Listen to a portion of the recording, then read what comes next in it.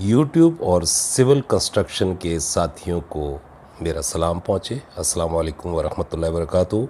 उम्मीद करता हूँ मेरे तमाम दोस्त अहबाब, मेरे चाहने वाले, मुझे सुनने वाले और सिविल कंस्ट्रक्शन से ताल्लुक़ रखने वाले मेरे दोस्त engineers, site supervisors, site foremans, labour foremans सब खैर वाफियत से होंगे।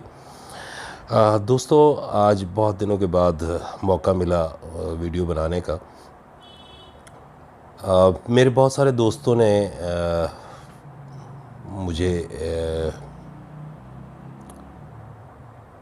इन्फॉर्म किया, बताया, मुझसे रिक्वेस्ट की कि खान साहब आप सिविल कंस्ट्रक्शन के बारे में बहुत सारी मालूमात हमें फ़राहम कर रहे हैं, लेकिन ऐसी मालूमात क्योंकि आजकल जदीद दौर है और बहुत बड़े बड़े मेगा स्ट्रक्चर बन रहे हैं पाकिस्तान में, तो इन मेगा स्ट्रक्चर्स में पाइलिंग का काम जो है वो सिविल कंस्ट्रक्शन में एक इस वक्त मॉडर्न सिविल जो इंजीनियरिंग है उसमें पाइलिंग का काम जो है वो बहुत ज़्यादा आने लग गया है।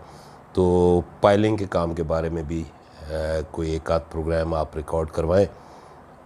तो दोस्तों, उस हवाले से मेरे पास कंटेंट तो था ही और ज़ाहिर है मैंने कुछ बिल्डिंग्स में पाइलिंग का काम जो है वो किया मुख्तलिफ़ स्ट्रक्चरल इंजीनियर्स के साथ। तो मेरा एक्सपीरियंस भी था थोड़ा बहुत, तो उस पे मेरे पास जो है वो मेरा कंटेंट भी था और स्क्रिप्ट भी लिखा हुआ था, लेकिन बहुत अरसे से कुछ टाइम भी नहीं मिल रहा था, तो इस वजह से थोड़ा सा डिले हो गया। तो बहरहाल जिस तरीके से कंस्ट्रक्शन में किसी भी बिल्डिंग को बनाने के लिए steel reinforcement, excavation, raft, super column, stamp column, slabs, beams, plinth beams, ये जितनी चीज़ें ज़रूरी होती हैं, उसी तरह पाइलिंग भी अब जो है वो मेगा स्ट्रक्चर का एक हिस्सा है, सिविल कंस्ट्रक्शन का एक हिस्सा है पाइलिंग का काम। और जैसे जैसे जिद्दत आती जा रही है कंस्ट्रक्शन में, पाकिस्तान में मेगा स्ट्रक्चर्स जो हैं वो बनने शुरू हो गए हैं। और मेगा स्ट्रक्चर्स में आपको पता है कि जब बिल्डिंग हाई राइज ऊपर की तरफ जाती है, मल्टी स्टोरीज जाती है, तो इसी तरह लोग आजकल जो है पार्किंग की बहुत ज़्यादा किल्लत है। तो इस मसले के हल के लिए लोगों ने अपनी जो स्ट्रक्चर बिल्डिंग बनाते हैं या जो भी शॉपिंग मॉल बनाते हैं या जो ऑफिसेज बिल्डिंग बनाते हैं, उसके बेसमेंट्स में कोशिश उनकी होती है कि ज़्यादा से ज़्यादा बेसमेंट जितने बना सकें आसानी से, क्योंकि जितने आसानी से वो बना सकें ताकि जितनी ज़्यादा गाड़ियाँ जो हैं वो नीचे पार्क हो सकें। तो क्योंकि बाहर सड़कों पे पार्किंग का बहुत बड़ा मसला है, इस वक्त इशू है पाकिस्तान में, क्योंकि बहुत कंजस्टेड एरियाज़ हो गए हैं और सड़क के ऊपर अगर साइड में गाड़ियाँ खड़ी हो जाएं तो ट्रैफिक की रवानी जो है वो बड़ी मुतासर होती है। तो इस वजह से इसका हल यही निकाला गया कि भाई जो भी स्ट्रक्चर बनाया जाए उसमें बेसमेंट में जो है वो पार्किंग का ख्याल रखा जाए। तो उस हवाले से जो है वो पार्किंग के लिए ज़ाहिर है बेसमेंट ही एक बेहतरीन जगह है। बेसमेंट भी यूज़ करते हैं लोग और ग्राउंड से ऊपर जो है वहाँ पर भी स्लैब्स के ऊपर जो है वो दो या तीन पार्किंग्स बना देते हैं। ये बायलाज़ हैं हर इलाके के, हर ज़िले के, हर सूबे के अपने अपने बायलाज़ हैं कि बेसमेंट में कितनी पार्किंग बना सकते हैं। अगर बेसमेंट में अवॉइड करते हैं पार्किंग बनाने में तो फिर वो क्या करते हैं कि ग्राउंड +1 और 2 जो है वो शॉपिंग मॉल के लिए अलाउ कर देते हैं और उसके बाद 4, 5, 6 जो है वो पार्किंग के लिए अलाउ कर देते हैं।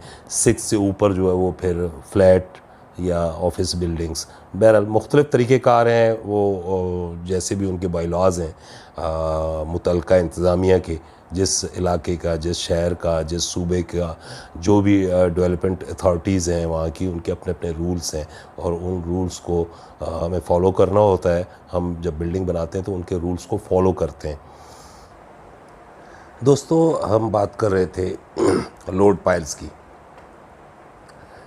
किसी भी बड़ी बिल्डिंग, हाई राइज या मल्टी स्टोरी या मेगा कोई स्ट्रक्चर बड़ा जो बनाया जाता है, उस मेगा स्ट्रक्चर या मल्टी स्टोरी बिल्डिंग के नीचे पायलें डाली जाती हैं, पायलिंग का काम किया जाता है। सिविल कंस्ट्रक्शन में ये एक इजाफी काम जो है अब पाकिस्तान में शुरू हो गया है और काफ़ी अरसे से 9, 10, 12 साल से पायलिंग का काम जो है वो ज़ोरों शोर से जारी है, क्योंकि आपको पता है कि जगह की किल्लत है, तो जगहें कम हैं, कम जगहों पर बड़ी बड़ी इमारतें बुलंद व बाला बनाई जाती हैं।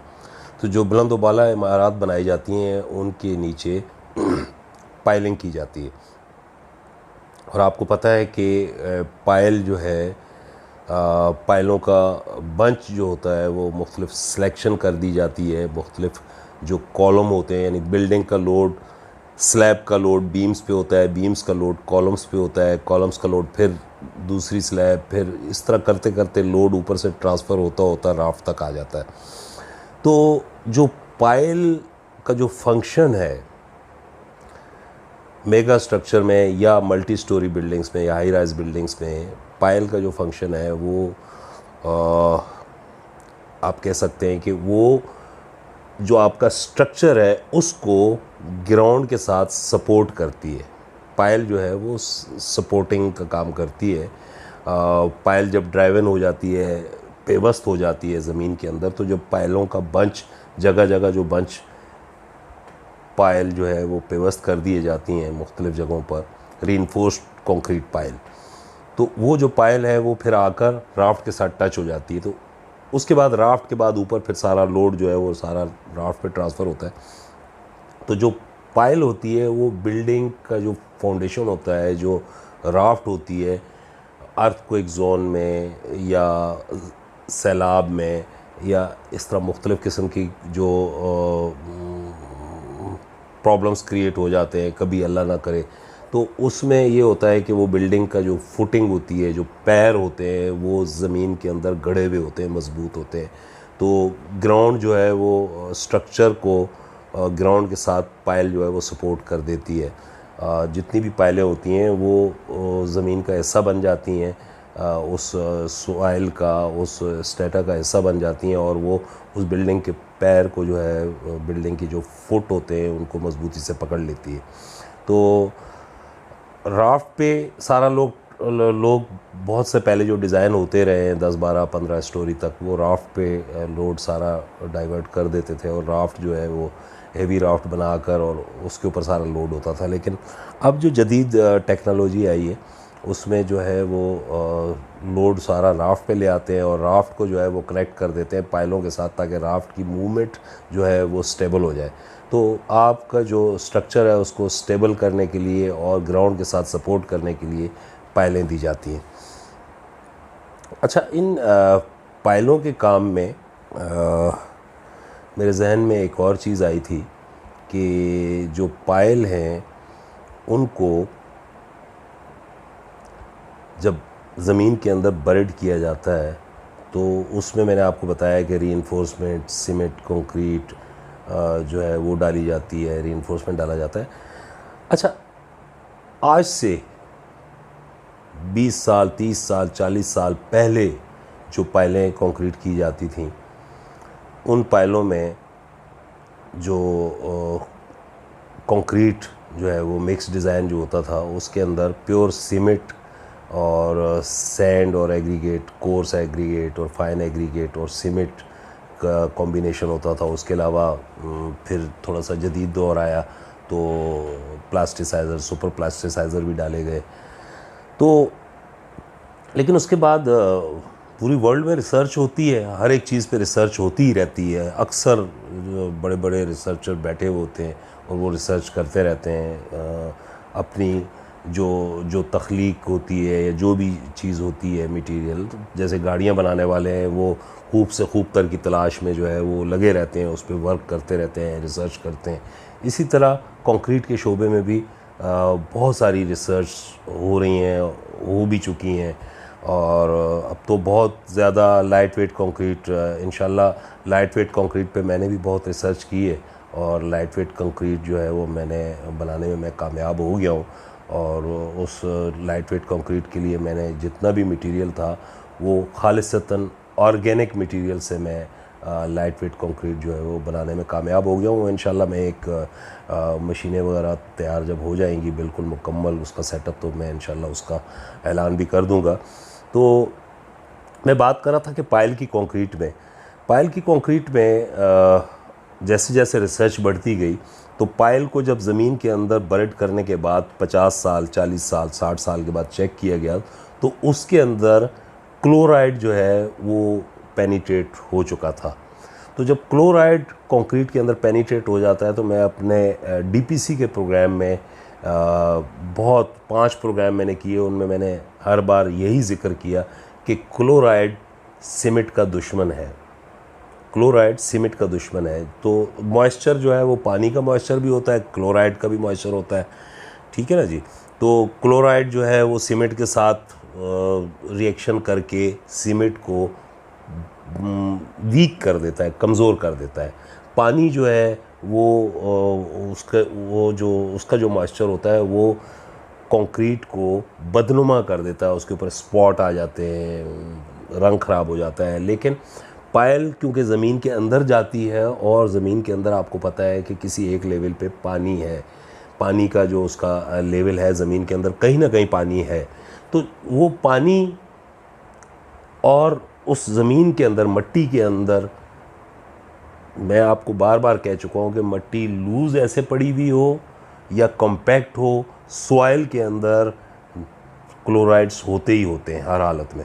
तो जो पायल ज़मीन के अंदर ड्राइवन कर दी जाती है, अंदर दफन कर दी जाती है, उसके अंदर कुछ अरसे के बाद 20 साल बाद, 30 साल बाद, 40 साल बाद क्लोराइड कंटेंट ज़्यादा हो जाता है। तो इस क्लोराइड के कंटेंट को कम करने के लिए या उसके इफ़ेक्ट को रोकने के लिए जो कंक्रीट पे जो रिसर्च करते हैं लोग, यानी आप कंक्रीट के साइंसदान कह सकते हैं, तो उन लोगों ने एक नई चीज़ जो है वो इंट्रोड्यूस कराई इसके लिए, ख़ास तौर पे पाइलिंग के काम के लिए, not any other concrete, piling की कंक्रीट के लिए एक चीज़ जो है वो इंट्रोड्यूस कराई। उसका नाम है GBBFS, granulated ground, GGBFS, granulated ground blast furnace cement. ये एक पाउडर होता है ग्रेनुलेट किया हुआ। किस चीज़ को ग्रेनुलेट करते हैं? ब्लास्ट फर्नेस, ये जो लोहा बनता है उसकी जो भट्टी होती है, उस भट्टी में से जब लोहा पिघलता है तो उसके ऊपर, पिघलने के बाद उसके ऊपर जो उसका जैसे शिप प्लेट्स हैं, इनको पिघला कर फिर वो बनाए जाते हैं, ब्लॉक्स बनाए जाते हैं, प्लैंक्स बनाए जाते हैं। तो वो जो लोहा पिघलाते हैं तो वो शिप प्लेट्स होती हैं मुख्तलिफ, कोई कचरा पिघला रहा होता है, कोई टीन डब्बा पिघला रहा होता है, कोई स्टील का स्क्रैप पिघला रहा होता है, कोई शिप प्लेट्स पिघला के उसके वो बिलेट बना रहे होते हैं। तो वो जहाँ वो पिघलता है, जिस उस बर्नी में उसको हीट से पिघलाते हैं, तो उसके ऊपर से फिर वो जो उसका कचरा होता है वो टॉप पे आ जाता है। आपने देखा होगा अक्सर जो ढलाई वाले होते हैं, सिल्वर की ढलाई करते हैं या पीतल की या तांबे की ढलाई करते हैं, तो वो जो उनकी जो वो होता है कंटेनर होता है जिसके अंदर वो पिघलाते हैं, उसके ऊपर टॉप के ऊपर कचरा सा आ जाता है। उस कचरे को वो फिर क्या करते हैं, ऊपर से रिमूव करके फिर बाकी मटेरियल वो ढलाई के लिए इस्तेमाल करते हैं। तो जो लोहा बनता है, बिलेट बनता है, तो जो लोहा पिघलाते हैं तो उसके बाद उसकी जो कचरा ऊपर आ जाता है टॉप पे, गर्म होने के बाद, पिघलने के बाद, उस कचरे को ऊपर से ओवरफ्लो करके गिरा दिया जाता है और जो साफ़ पिघला हुआ लोहा होता है उससे बिलेट बना लिया जाता है। तो वो जो गिरता है उसके बाद वो ठंडा होने के बाद, वो आपने देखा होगा, अगर अपनी ज़िंदगी में आपको याद हो, स्टील मिल के बाहर जब आप आते थे नेशनल हाईवे पे, तो उसके राइट एंड लेफ़्ट पे बड़े बड़े ढेर पड़े होते थे, पहाड़ बने होते थे। वो जंग के टुकड़े से होते हैं, जैसे रोड़ी या पत्थर इस तरह का, वो जंग होता है, वो ब्लास्ट जो फर्नेस का ब्लास्ट गिरता है लोहा पिघलने के बाद ऊपर से वो होता है, तो उसको ग्रेनुलेट करते हैं। जब उसको ग्रेनुलेट करते हैं तो एक पाउडर बन जाता है सीमेंट की तरह। उसकी पोज़ोलोनिक प्रॉपर्टीज़ हैं वो भी बहुत हार्ड है, यानी वो सॉलिड हो जाता है, सीमेंट के साथ मिल के वो लोहा बन जाता है। दूसरी चीज़ ये है कि वो जब सीमेंट के साथ एक सर्टन मिकदार है 40%, 60% सीमेंट, यानी जैसे 100% सीमेंट इस्तेमाल करते थे, तो अब जो है जो इंजीनियर्स हैं, स्ट्रक्चरल इंजीनियर्स, कुछ जिन्होंने स्टडी की है, जो फॉरेन क्वालिफाइड है या जो बहुत ज़्यादा एक्सपीरियंस होल्डर है और जो टच में हैं इस पूरी जो रिसर्च होती है इनके साथ, मुख्तलिफ पूरी दुनिया की यूनिवर्सिटीज़ जो हैं उनके साथ टच में रहते हैं, तो उन्होंने क्या किया कि अब उन्होंने 100% सीमेंट के बजाय 60% cement, 40% granulated ground blast furnace cement, उसको 40% उसके साथ ऐड कर दिया। तो 40% आपका सीमेंट बच गया, लेकिन आपकी पाइल जो है वो जब तक वो ज़मीन में है वो सॉलिड हो गई। क्लोराइड्स जो पाइल के अंदर कंक्रीट के साथ मिल के और आपके स्टील को, जो आपका स्टील था, स्टील के ऊपर जो रस्ट आ जाता है वो क्लोराइड की वजह से आता है, आपको पता ही है। तो वो जो कंटेंट, सीमेंट का कंटेंट उन्होंने कम करके 40% उन्होंने granulated ground blast furnace cement जो है वो पाउडर जो है उसको सीमेंट के साथ ऐड किया, तो उसकी स्ट्रेंथ भी अच्छी हो गई और उसकी लाइफ बढ़ गई। तो उसकी लाइफ हमेशा के लिए बढ़ गई कि वो जो जंग होता है पीसा हुआ पाउडर, वो सीमेंट के साथ मिक्स होके लोहे के ऊपर लोहा बन गया। तो उस जो ओरिजिनल आपका रीइंफोर्समेंट स्टील है उस तक क्लोराइड जो है वो उसको हिट नहीं करते। तो इसलिए जो है ये एक नई इंफॉर्मेशन थी पाइलिंग के काम के लिए। तो अब बहुत सारे स्ट्रक्चरल इंजीनियर जो हैं वो अपनी पाइलिंग की जो कंक्रीट करते हैं रीइंफोर्समेंट के साथ कंक्रीट, उस कंक्रीट में granulated ground blast furnace cement जो है उसको 40% ओरिजिनल सीमेंट के साथ जो है पोर्टलैंड सीमेंट के साथ मिक्स करते हैं। तो उसके मिक्स करने से क्लोराइड जो है वो इफ़ेक्ट नहीं करता स्टील के ऊपर। ठीक है जी, तो ये आज की मालूमात थी। तो इस क्लिप को मैं पायल वाले क्लिप के साथ जोड़ दूंगा ताकि आप एक तसलसल रहे देखने के लिए। तो अपना ख्याल रखिएगा। अल्लाह हाफ़िज़।